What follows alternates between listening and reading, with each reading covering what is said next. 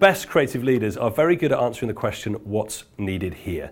And what's needed here today is not what was needed yesterday, naturally. Therefore, they need to be very attuned to themselves, the people they're working with, and the context of the business. So that's number one. Number two, I think the best creative leaders don't do it themselves. They're all about creating the conditions for other people to bring out their genius.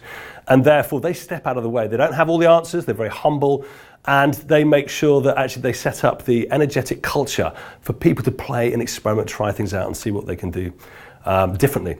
The third thing for me is they need to embody creativity themselves.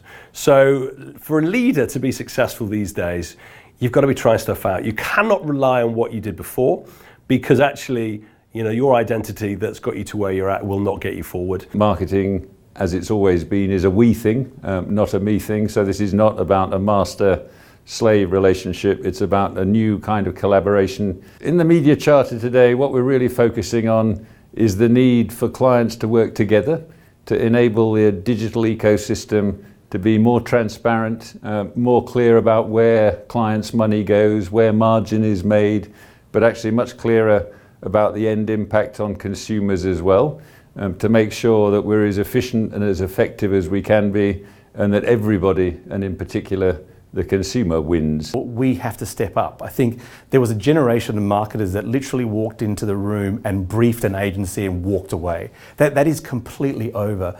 The iterative approach of the creative now is from the client and the creative. It can't just be in a black box somewhere else.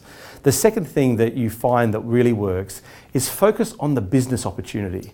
I think we got lost in data. I think we got lost in insights. I think we got lost in a lot of information. But I find that creative that really works is understand what is that business opportunity and get your agencies to really focus on that. And I think it's important all the time to have a clear respect for the work that our agencies are doing, and to really work together and provide a framework for them to bring the creativity for our brands. I believe as well that it's important that everything that we are doing is clearly aligned, and we have a clear brief to our agencies. We have a clear direction on what we want to achieve, what is the jobs to be done, what we want to do for our brands, and then evaluate all of the responses from our agencies through the lens, as we call it internally in Unilever, of art, authenticity, relevance, and talkability.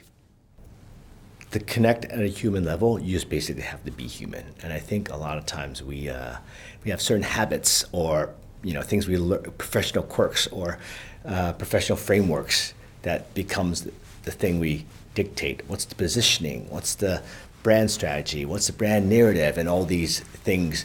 But if you are able to step outside of all your expertise and just pretend you're the mom across the room, what would you tell them about something that either excites them or not? Or what would you tell a friend? That I always found the most compelling thing. What would you really tell your friend?